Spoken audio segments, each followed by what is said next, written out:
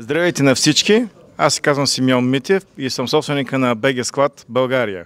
Днес на нашата четвърта международна конференция при нас е гост главният архитект на София, архитект Здравков. Архитект Здравков, какво ще накажете за конференцията? Смятате ли, че удачно се правят такива конференции? Не само, че е удачно, според мен е изключително полезно не само за собствениците на индустриални зони и логистични паркове и обратната връзка, която чуваме като администрация, защото в крайна сметка инвестициите, които прави Столична община, са не малко, а пък те обслужват не само териториите и хората, които живеят в Столична община, а и целият този бизнес, който обслужва както логистично, така и свързаната и с всяка една трудова миграция в града. Да, за това благодарим. А как смятате, къде ще се изнесат индустриалните зони при положение, че те трябва да бъдат близко до хората в градовете? Как смятате да се организира този процес? Моето лично мнение е, че развитието на индустриалните зони трябва да следва развитието на инфраструктурата. Първо да бъдат използвани в максимална степен съществуващите постиндустриални зони. Ние наследихме от нашата комунистическа държава огромен обем индустриални площи, които в момента седат неизползвани. Т.е. трябва да оценим техния капитал. И второ, трябва да накараме така, че до голяма степен да развием своите бъдещи индустриални зони в места, където има прекрасна логистика. Днеска, идвайки насам, всеки един установи в пътуването по Цариградско колко е трудно да дойдеш в Интерекспо центъра. Знаете ли защо? Първо, защото във всеки един автомобил в София се придвижва по една точка едно лице, т.е. всяка кола се придвижва един човек. Ние ако развием индустриална зона там, където няма обезпечен градски транспорт, това, което се случва примерно с бизнес зоната в Божурище, ние ще генерираме един паразитен трафик в града. Тоест създаването на нови зони трябва да бъде добре обмислено от гледна точка както довеждащия транспорт и отвеждащия от самата зона, така и до трудовите пътувания, които ще се извършат ежедневно от хората. Така че развитието им трябва да е в две посоки. Възможност за обслужване от градски транспорт, ЖП инфраструктура, а и обезпечаване на трудовите пътувания, така че хората да не бъдат принудени да отиват на работа в продължение на часове и всъщност да се прибират вечер в продължение отново на часове. Трудовите пътувания са един от основните проблеми, които затрудняват и трафика в града. Да. Как смятате, трябва ли да се направят нови индустриални зони или места, където да бъдат близко в града или в центровете и да бъдат на етажи, както са направени в големите градове? По-скоро развитието на услугите трябва да бъде съпътствано с зоните за придвижване. Тоест там, където имаме прекрасно обезпечаване от метростанции, там, където имаме зони, които са с отпаднала необходимост, ще ви дам пример с местността Къро. Едни бивши военни поделения на площ от 200 декара, в които може да се развие един чудесен функционален микс. Там стартира проекта за техпарка. Въпросът е, че там има основно офис площи. Липсва жилищното застрояване, липсва и място примерно за развитие на някакви логистични услуги. Т.е. трябва да се намери правилния функционален микс, така че да ни редуцира трудовите пътувания. Всеки един ден ние анализирахме трафика, който преминават хората, които идват от запад и отиват на изток. Това е преминаването през Тодор Александров, Царя, посока Младост.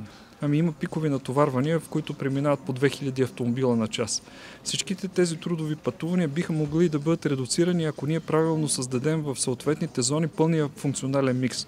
Тоест, вие имате във всяка една зона имате функцията обитаване, т.е. място, където живеете, функцията работа, т.е. място, където работите, и трето функцията забавление, т.е. място за услуги. Или градския парк. Това е концепцията за така наречения 15-минутен град, в който може в рамките на 15 минути вие да отидете пеша с градски транспорт, с велосипед до мястото на работа, на почивка, на забавление, а не да правите ежедневни трудови пътувания, които да ви задължават да прекарвате с часове в автомобилите си и да ви докарват изнервени на работа или да се прибирате след 21 часа вкъщи. Подготвени за работа, наострени. Това ще има тонус. Вие се стараете за тонуса на хората, така ли? Не само за тонуса. Въпросът е, че има изследвания на психолози, че човек в автомобила след 20-та минута при анкети е готов да му се намали заплатата, стига да не пътува още в автомобил. Виждате какво се случва по улиците, изнервени шофьори, трафик. Ако планираме правилно града си, може да намалиме голяма част от тези пътувания. Основният проблем е, че на нашите градове след 30-те години на миналия век се създаде една концепция, заложена на концепцията на Атинската харта, че градовете трябва да представляват три функции. Място за спане, място за работа, място за забавление. Обикновено забавленията са в центъра, спането е по периферията, работата е в индустриалната зона, примерно в Кремиковци. Добре, между тия три точки, вие ако ежедневно пътувате с личния си автомобил, вие ще изкарвате една огромна част от времето си. Функцията на града трябва да бъде преразгледана, т.е. кварталите спални трябва да бъдат преосмислени, както и да бъдат преосмислени изцяло индустриалните зони. Не случайно в големите градове в Европа в момента се търси правилното балансиране на отделния микс, на всяка една зона на липсващия функционален микс.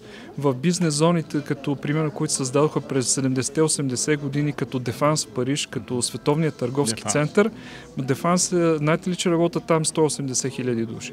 Тоест, през последните години френската държава умишлено генерира създаването на множество проекти за жилищни сгради, т.е. за да подобри функционалния микс.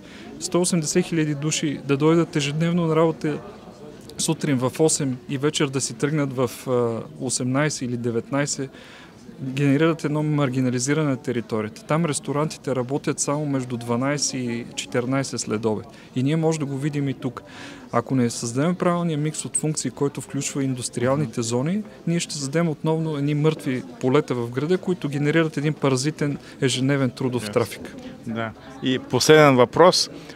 Какво ще кажете във връзка с проблемите с катастрофите, които се получават в последно време? Освен това, че от медицинска гледна точка, трябва да се погледне на тези хора, които са водачи, с какво смятате, че общината може да допринесе, за да се намалят такива събития? Моето лично мнение е контрол.